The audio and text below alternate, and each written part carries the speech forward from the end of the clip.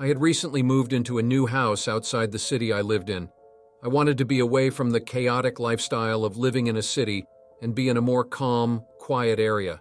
The house I got was a rental property owned by a nice man. Everything about it was perfect. The inside was a good size and modern, and the outside had a lot of land filled with trees blocking the views of roads and neighbors' houses. It made it easy to feel like I was alone in the middle of nowhere, which was actually a good feeling for me. I had been there for almost a week, though I almost never had the chance to go outside due to working all day. But on Friday afternoon I got home from work early, so I decided to walk around the trees on the side of the house. It was nice and peaceful, but was just a regular forest, I guess. After being out there for a couple minutes, though, I spotted something in the distance far behind the trees.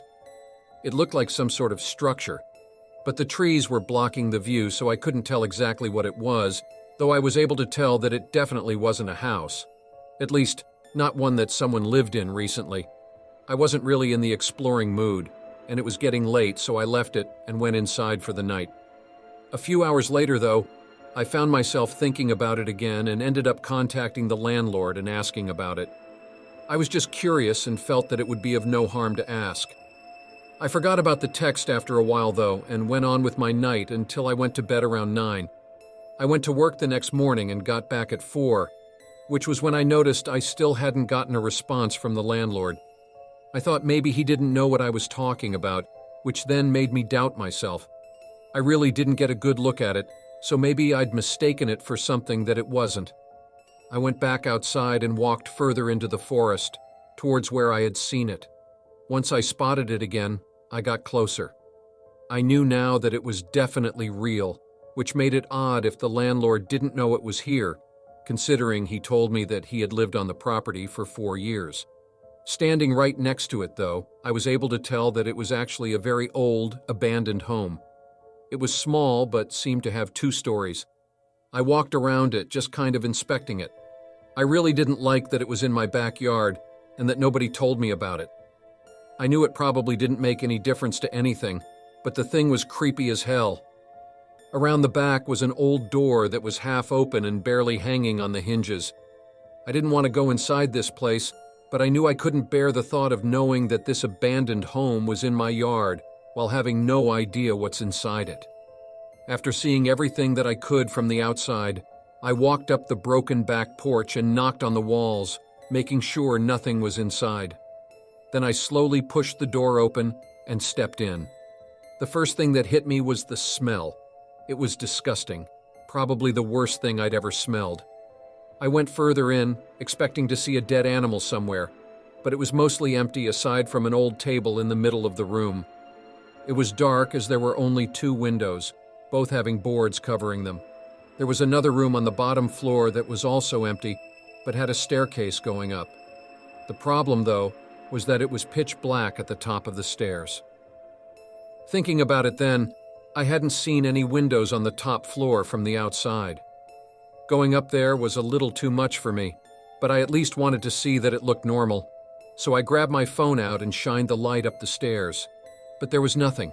No upstairs. It was just a wooden wall at the top of the steps. I was in a weird state of confusion and shock just looking at the strange structure.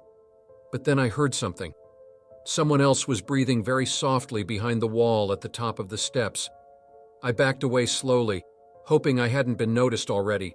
But after I started moving, I heard footsteps upstairs walking across the floor. It sounded like they too were trying to be quiet, though. I got maybe halfway before I couldn't handle the intensity of the situation, and I just sprinted out of the house and back to mine. I locked all of my doors and stood by the window, checking for anyone following me.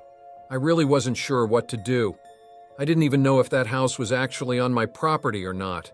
Plus, it really wasn't even my property anyways because I was renting. The landlord still hadn't responded, though, which just made me feel worse about the whole thing.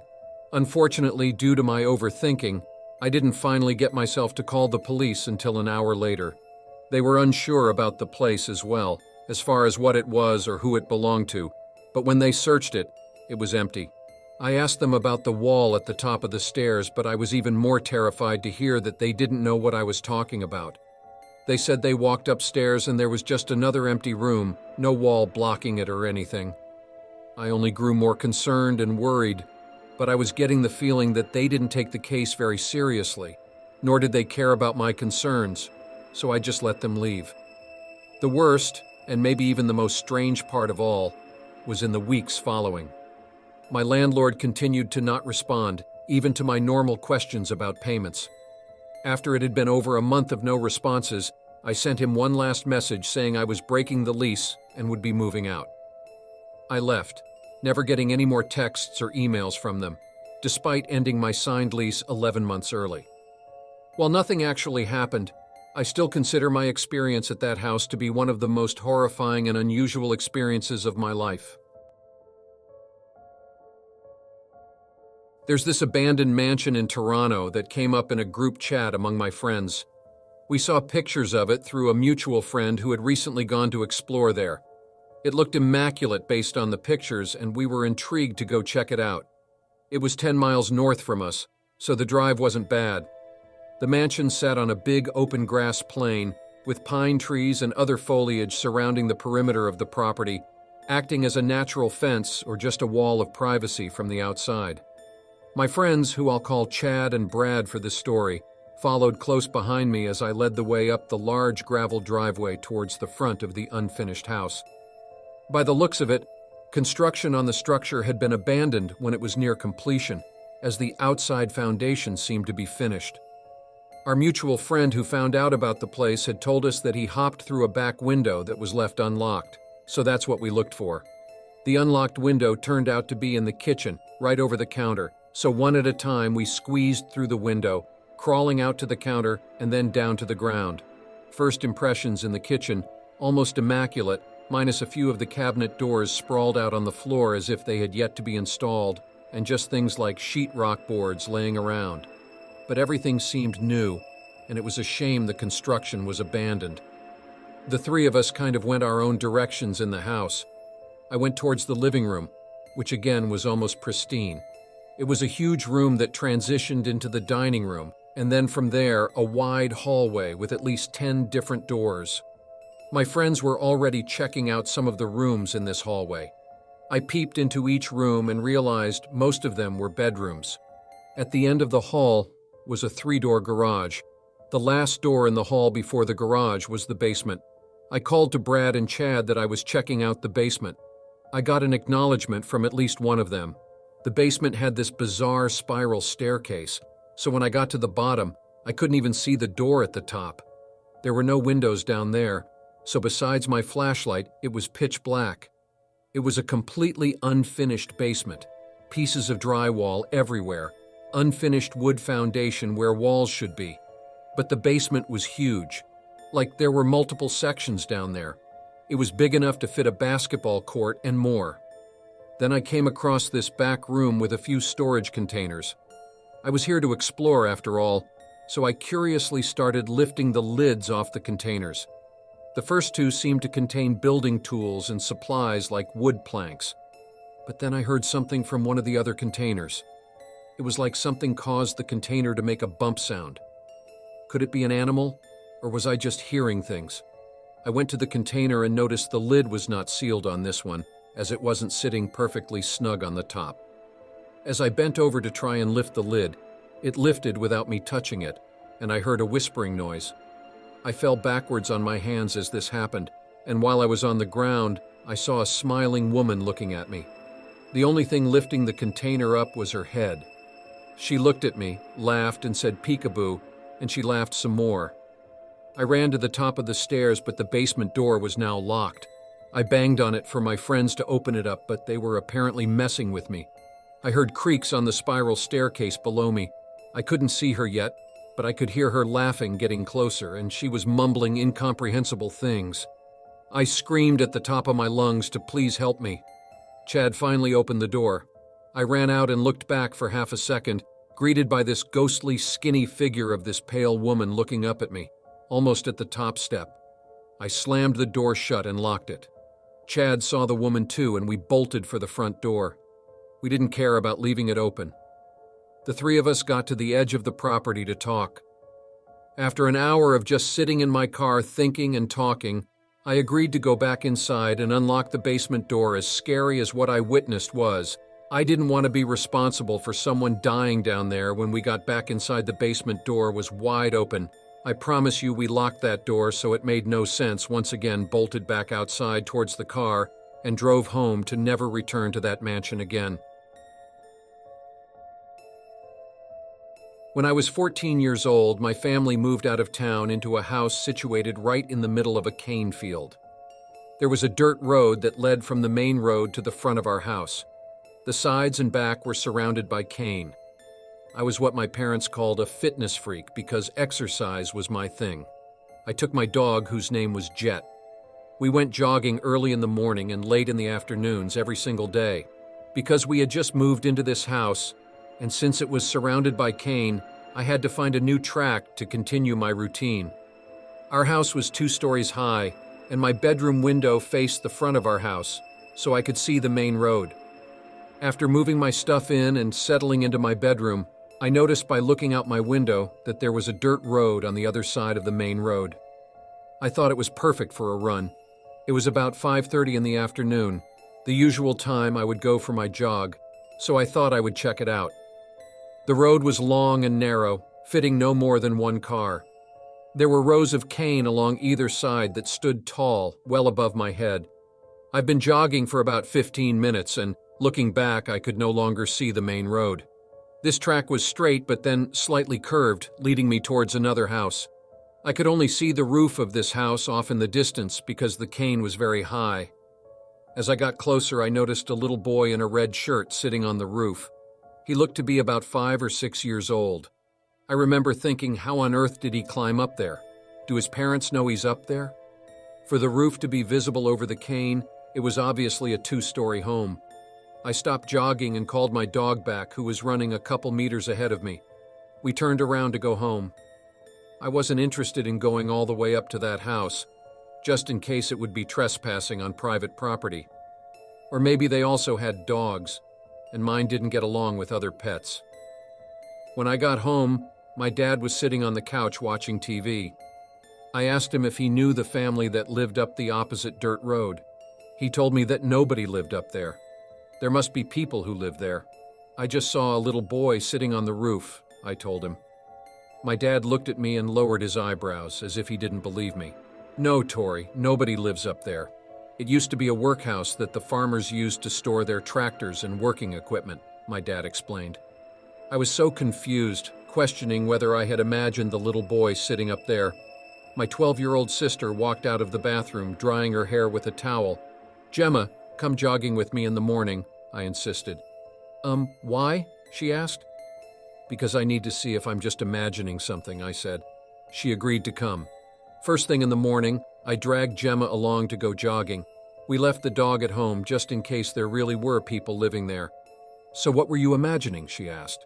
"Yesterday I went jogging on this road, and down at the end was a house with a little boy sitting on the roof."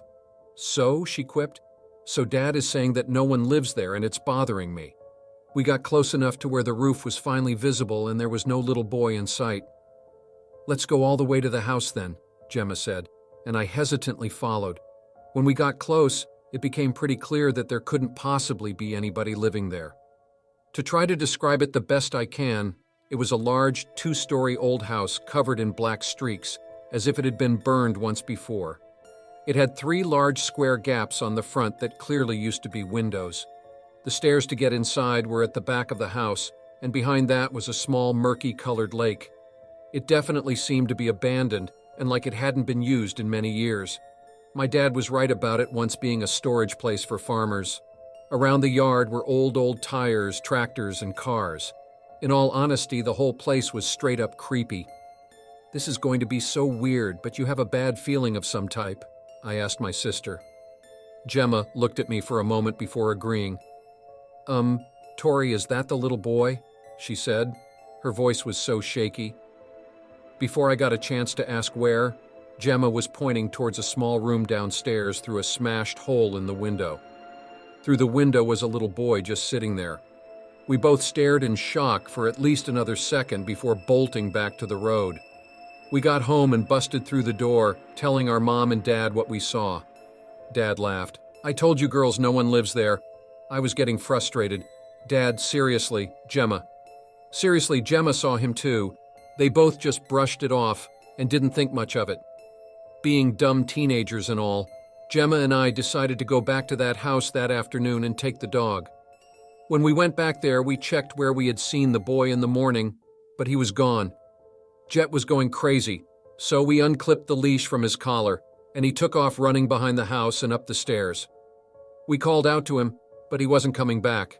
Great, now we have to go and find him. I sighed. We walked around the back and started walking up the stairs slowly. They were old, rickety, and creaky with every step. Gemma got up the stairs before me because, admittedly, I was scared shitless.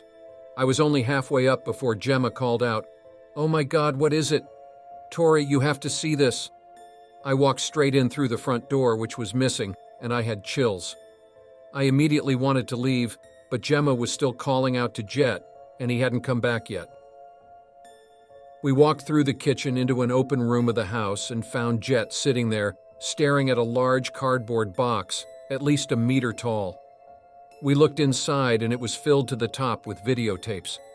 Every part of me was screaming to get out. Gemma looked at me and slowly reached in to grab a tape when we heard quick and heavy footsteps coming from the front of the house, exactly as if somebody were running towards us. We both panicked and got the hell out of there. It was late in the afternoon and it was getting dark. It started pouring rain as we were running away, and as we got further down the road, we looked back. There was the shape of a large man standing in the gap of the window watching us. When we got home, we were sweaty and out of breath, trying to explain to my mom and dad what we had just witnessed. Videotapes? That's odd. Did you bring one back? Dad was curious now. My mom wasn't so interested because she didn't believe in the paranormal, so she chose not to believe us. We explained that when Gemma attempted to pick up a tape, we heard what sounded like someone running towards us. Even though it was dark outside now, my dad suggested that we go for a drive to the house and have a look. For some reason, even though Gemma and I were absolutely scared out of our minds, we still decided to go along. We drove slowly up the dirt road. It was dark and eerie. All we could see was the gravel of the road directly in front of the car, where the headlights shone. We pulled up to the house, thinking that while it was scary enough during the day, it was like being in a horror movie during the night. We sat in the car with the headlights shining directly onto the old creepy house and darkness surrounding everywhere else. My dad, Gemma, and I almost jumped out of our skin. I swear for a second my heart actually stopped beating. It was the sound of a gunshot. It sounded like it was shot no more than a couple meters from our car. Dad immediately put the car into reverse and spun it around to drive off when he just stopped still. My heart was about to beat out of my chest and I yelled, "Dad, what the hell are you doing?" Gemma was almost crying in the front seat. I looked at both of them and they were doing nothing but staring directly in front of the car. One thing I noticed on the way there was that since it had rained a bit earlier, there were no tracks or marks on the road. They were washed by the rain, so our tire tracks were the only ones. Then I saw it. Sitting perfectly upright on top of our tire tracks was a bullet shell. It's safe to say that we never came back to that house. It's quite obvious that we were not wanted there. I began jogging on the track at the back of our house and have had a much better experience. Still to this day, many questions remain in my head. I wonder what the hell could have been on those tapes and why there was an entire box full of them. I wonder who they belonged to and why they were so protected.